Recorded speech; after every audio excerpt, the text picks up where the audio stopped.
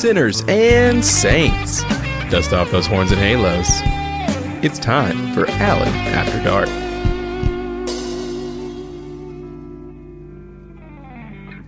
Well, sinners and saints, bitches, whores, sluts, skanks, pole smokers, ass munchers, here we are again, ready to indulge for a little while. I just want to say, it really is hard to talk about funny, humorous things with so much shit going on. I want you all to know that I'm aware of everything that's happening in this country. And I do think about Renee Good every day, almost every hour these days. And I can't get that image, the video, out of my head. Seeing her being murdered right before our eyes by these thugs that are the equivalent of the Nazi SS. I'm aware of that.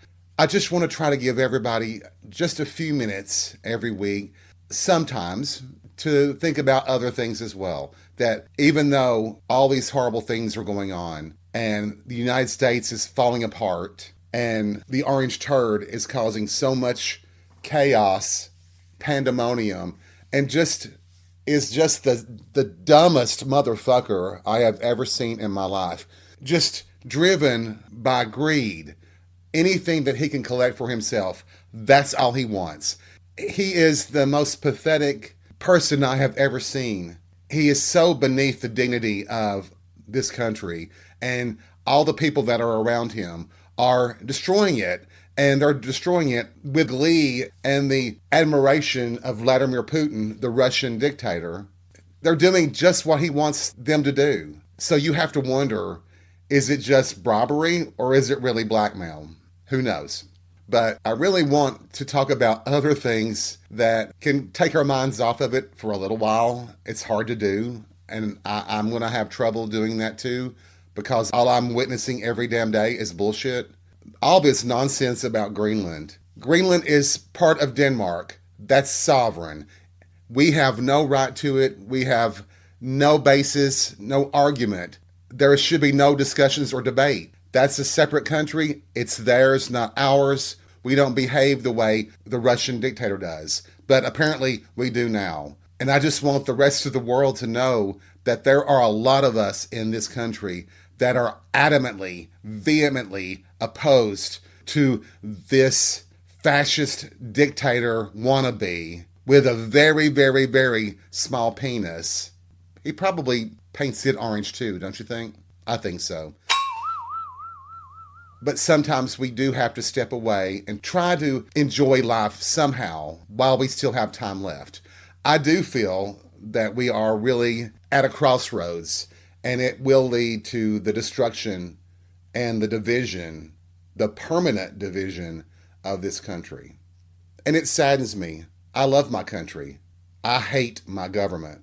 I hate my state government. I hate my county government. I love my city government, though. A fact. Use it as you wish.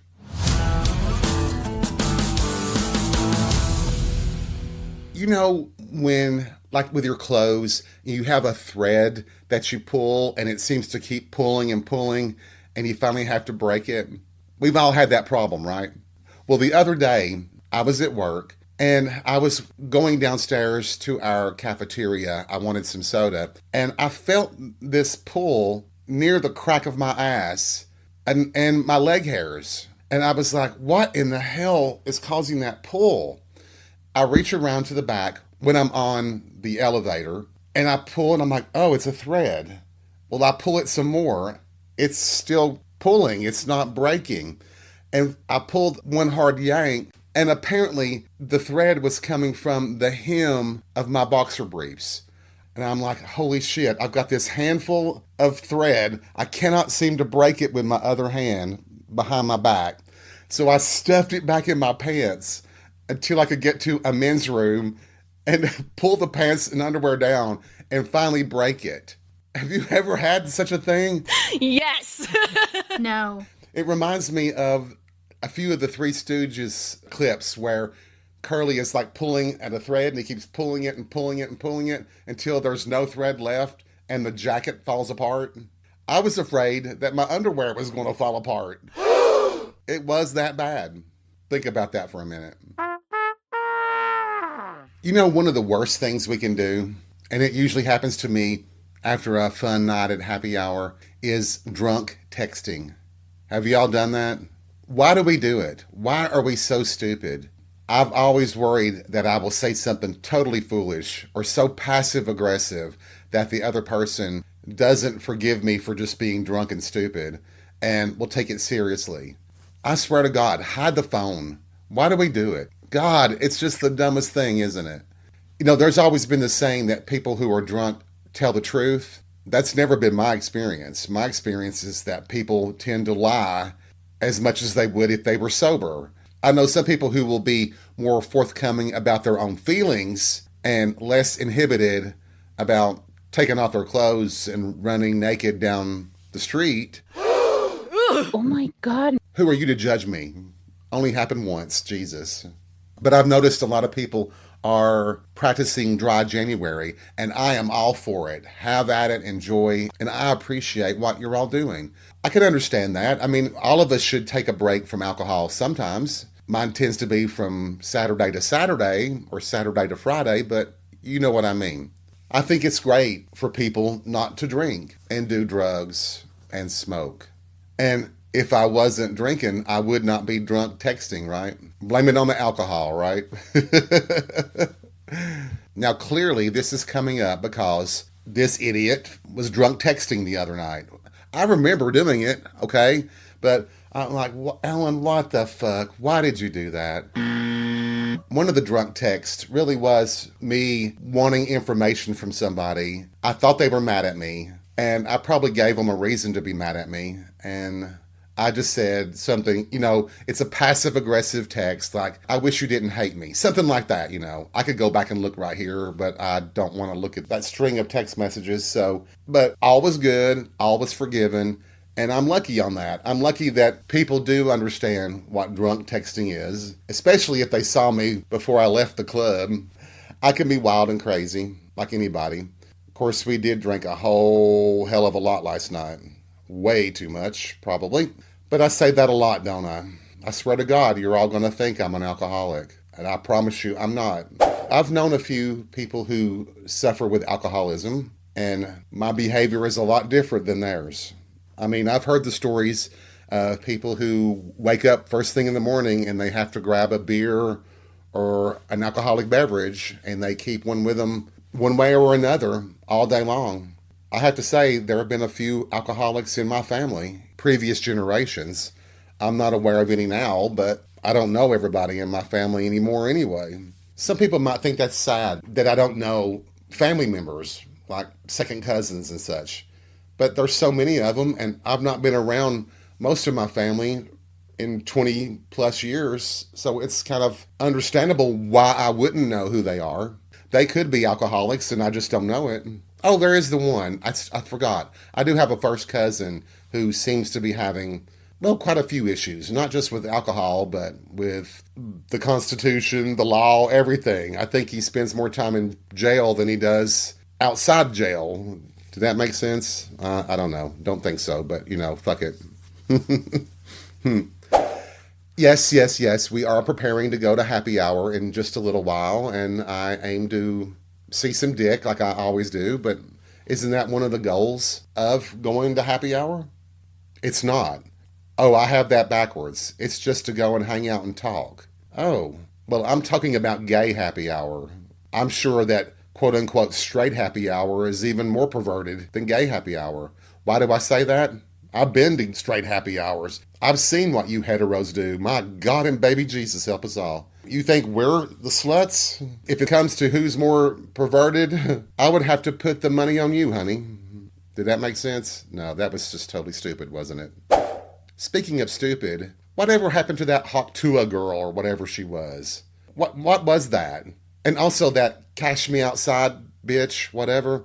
Boy, talk about fleeting. Wasn't it Andy Warhol, I think, that said something about every person has 15 minutes of fame? I'm paraphrasing, but you know what I mean, right? And I do believe, egotistically wise, we all wish we were famous. I mean, I do, but I equate fame with wealth. And I'd love to be wealthy. I really would. It'd be great, wouldn't it? Not to have to worry about paying your bills and eating and surviving. But I also realize that if you're really, really wealthy, that you're also extremely paranoid. Have y'all seen these stories about, oh God, what's his name? Zuckerberg from Facebook, apparently building this gigantic underground doomsday house designed to survive an apocalypse, basically. And when you think about that, it's like, okay, so you and your family and your servants and whoever else will be there. The rest of the world could be gone. You'll be underground for however long it is. And when it's all over, if it ever is all over, you're alone. It's just you. I do think that these super multi-billionaire people, they're not only paranoid, but they are afraid of dying. They have power now, but they have no power over death. I wonder if they watched the show Futurama. Remember that show? How they would have people from now, it was just their heads in those jars, you know? And you think they think that maybe they could live that way, that your head could live forever for thousands of years? But somebody would still have to take care of you, right? I mean, seriously. I just wonder. I've read the stories about Vladimir Putin and other dictators talking about ways to live forever and, you know, instructing their scientists and doctors to come up with a way to prolong their lives. It's almost like they realize that death is stalking them. And because it's out of their control, maybe that's why they just can't handle it. You think that's why they're so bitter and angry and wicked? I mean, it's got to be tough for a billionaire not to be able to control something, don't you think? I think so. I've always used that as my comeback to these people. It's like, no matter what, you're going to die too. Doesn't matter how many billions or trillions of dollars you have, you're going to die. And you can't take it with you, bitches.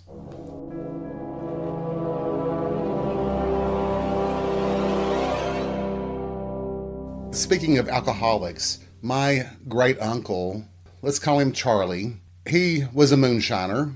I think I told you all before that he wound up drinking more of the product than he actually sold. His nickname for me was Al Grease and Gravy. You know, Al is short for Alan, Al Grease and Gravy, yeah. But he was talking about it like the bird, the owl. Yeah, I don't know where he got it, but he got it. So there you go. And I can remember looking back on it, and he died when I was really young. I don't think I was even 10 years old when he died. I realized that every time I saw him, he was drunk. I don't think I ever saw him sober. Then I didn't realize. I just knew that he had this really funky smell, and I knew it was coming mostly from his breath, mostly. But I wonder why my parents let him stay at our house sometimes, because he would stay over. I never was really sure why. But it was just accepted, apparently, among the family, that he was an alcoholic and he was going to be drunk, and that was that. And I mean, as far as I could tell, he never caused any problems or any harm to anyone. And he wasn't a violent moonshiner or anything. If somebody approached the still, he would have welcomed him up and offered him a drink. Seriously. Not all moonshiners are like that. A lot of them will kill you dead before you even get close to their still. My God, Alan, this is the most random episode yet, isn't it? I have bounced all over the place for this one. I hope you're keeping up. I hope you haven't turned off. Shall we talk about Dick some more? Yeah, I think we should. Are you all watching the show Will Trent? You're not? I think you're missing out if you're not. But god dang, they have two of the hottest guys in that cast. Ramon Rodriguez, who plays Will, and Jake McLaughlin, who plays Michael. Oh my God, Jake McLaughlin. Jesus Christ, he is hot as fuck. He wears those pants, those like olive-colored, greenish-colored pants. You know what? I brought him up before, haven't I? Yeah, he is rising up my list in attraction and hotness. And there's more reasons than that to watch the show. It's a very good crime drama. It's really fun to watch and really thrilling to watch. And they're hot. The men in the cast of High Potential. Daniel Sanjata. You need to look him up. Google his name. Daniel Sanjata, nude. He's played a character in theater that is totally naked on stage. And holy moly, that is some hot looking stuff going on right there. That whole cast, they're all just beautiful. And High Potential is worth watching beyond just looking at all those stunning people on your TV screen. But, it really doesn't hurt, does it? I think people do tune in to movies and to television when there's someone in the cast that they are really physically attracted to. Hell's bells, anything that Henry Cavill is in, I'll watch, whether I like the show or the movie or not. I just want to look at him. Yes, bitches, sometimes I'm that superficial, okay? What do they say? Beauty's only skin deep, but ugly's to the bone. I don't mind being ugly. I really don't. I think people want to fuck ugly a lot of times. I'm down with that. Oh my God. I can hear my critics right now saying this whole episode is pointless and useless. And I have one thing to say to them. If I made someone laugh once or even smirk once, I've accomplished something. What have you accomplished today other than criticizing someone? Have you done anything worthwhile today? Anything that benefited someone else? I gotta say, tonight at happy hour, depending upon who's there, they might get some benefits. I might be paying with nature's credit card. The way I just said that, it almost sounded like a threat, didn't it? I promise you'll enjoy it. You'll come out satisfied. Well, I hope so. I will give it the good old Boy Scout effort. I probably shouldn't have said Boy Scout, should I have? Damn. I riled up some Catholic priests, didn't I? Oh man, I was drinking agua bombs last night, and Alex was serving them in the gayest glass I have ever seen in my life. But I do think that was the glass that agua was normally served in back when it first came out.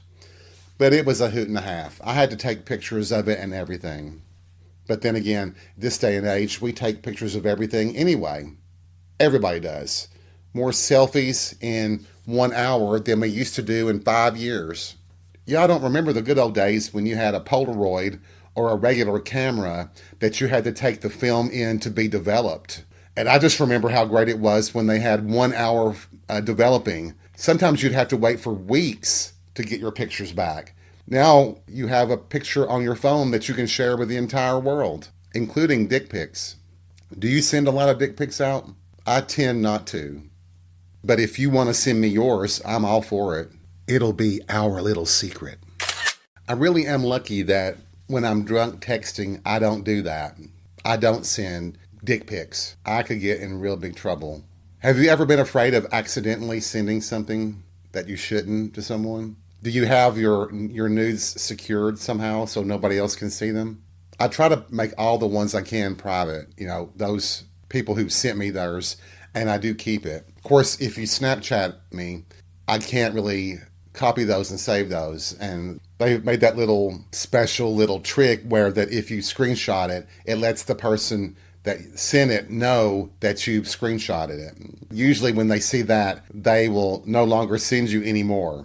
Sometimes I just have to keep it up on the screen to beat off with. And I know some that are just so proud of their wing dang doodles that they don't mind who sees them. And you should be. Some of yours are very impressive. And no, I'm not going to get on the whole thing about size mattering and all that bullshit. It doesn't really matter to me. I mean, they get so big sometimes. What are you going to do with it?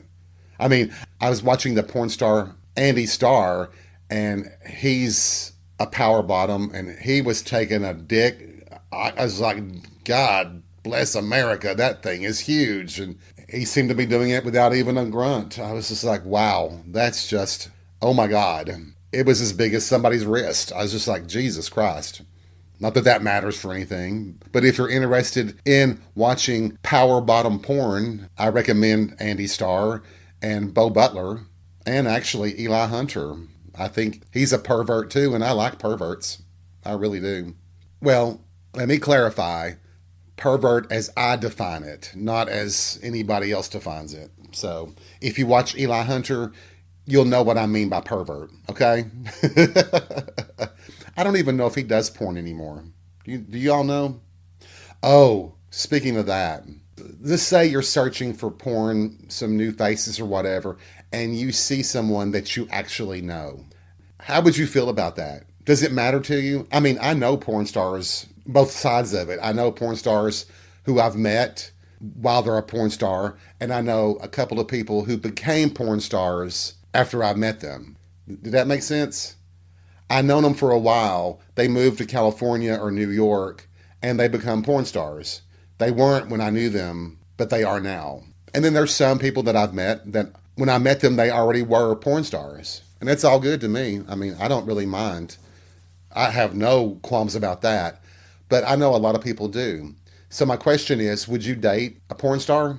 There would have to be a lot of communication going on in that type of relationship, wouldn't there? That would be a tough one. That's that disconnect, right? You can disconnect that part of it as it's just their job, even though they're having an orgasm, which I know they're enjoying, versus the emotional connection.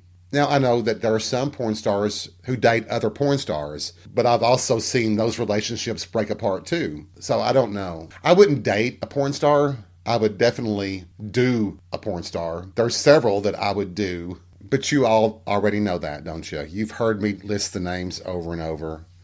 Yeah. And speaking of the power bottoms that I mentioned, those three, Bo Butler, Andy Starr, Eli Hunter, they're all really hot. They are. I see why they are in porn. God, if I were to do porn, it would be some sort of fetish porn probably. But usually it's like being a stripper. When I tried it one time, people didn't throw money at me. They threw clothes. Lord have mercy, what a random episode this has been, and I apologize totally, even though I've had a blast. I hope you have too, and I hope you come back next week so we can chat again. And as always, take life by the balls and be real. We'll see you soon.